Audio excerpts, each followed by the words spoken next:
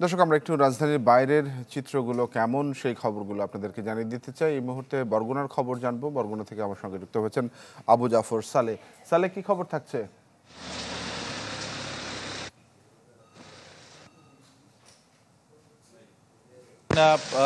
পদত্যাগের যে খবর আসলে শোনার পরে শহরে উৎসুক জনতার যে ঢল নামে, অর্থাৎ শহর জুড়ে যে একটু উৎসুক জনতার যে ঢল নামে এবং সেটি আসলে এক পর্যায়ে আসলে যে সেই জনতার ঢল এবং সেখান থেকে বিক্ষুব্ধ জনতা বিভিন্ন জায়গায় কিন্তু ভাঙচুর চালায় এবং যেটি হচ্ছে যে আওয়ামী লীগ নেতাকর্মী এবং বিশেষ করে বেশ কিছু আওয়ামী লীগ সমর্থিত ব্যবসা প্রতিষ্ঠানেও কিন্তু ভাঙচুর চালিয়েছে বিক্ষুব্ধ জনতা। আমি যদি আপনাকে মোটা দাগে বলি যে এখানকার স্থানীয় সংসদ সদস্য, বরগুনা ১ আসনের সংসদ সদস্য গোলাম সরোয়ার টুকু, সাবেক সংসদ সদস্য এবং জেলা আওয়ামী লীগের সভাপতি অ্যাডভোকেট ধীরেন্দ্র দেবনাথ শম্ভুর বাসভবন পুড়িয়ে দেওয়া হয়েছে এবং ভাঙচুর করা হয়েছে, তার চেম্বার পুড়িয়ে দেওয়া হয়েছে জেলা আওয়ামী লীগের সেক্রেটারি এবং আওয়ামী লীগ নেতাদের।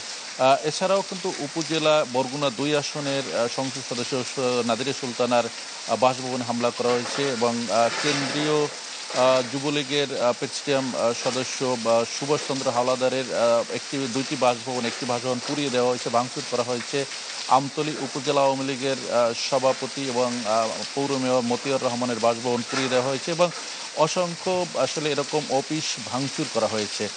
এবং শুধু সেটি উপজেলা শহর না, উপজেলা শহরের বাইরেও কিন্তু ছোটোখাটো যে বাজার রয়েছে সেখানেও কিন্তু আওয়ামী লীগ সমর্থিত অনেকের কিন্তু সেই ব্যবসা প্রতিষ্ঠান এবং অফিস ভাঙচুর চালিয়েছে। তবে যেটি রাত বাড়ার সাথে সাথে হয়তো সেটি কিছুটা নিয়ন্ত্রণে এসেছে এবং আমরা যেটি দেখেছি রাত ১২টার পরে জেলা প্রশাসক এবং উপজেলা নির্বাহী কর্মকর্তা, প্রশাসনের লোকজন তারা মানুষকে, বিক্ষুব্ধ জনতাকে আসলে তারা শান্ত করার চেষ্টা করেছে এবং রাত্রে কিন্তু সেই বিষয়টি আসলে অনেকটা শান্ত হয়েছে। এই মুহূর্তে পরিস্থিতি অনেকটা শান্ত। এই ছিল বরগুনা থেকে সর্বশেষ তানভীর। জি, আবু জাফর সালে, ধন্যবাদ আপনাকে আমাদের সঙ্গে যুক্ত হওয়ার জন্য। দর্শক, বরগুনা থেকে জানাচ্ছিলেন সেখানকার সার্বিক খবরাখবর আবু জাফর সালে।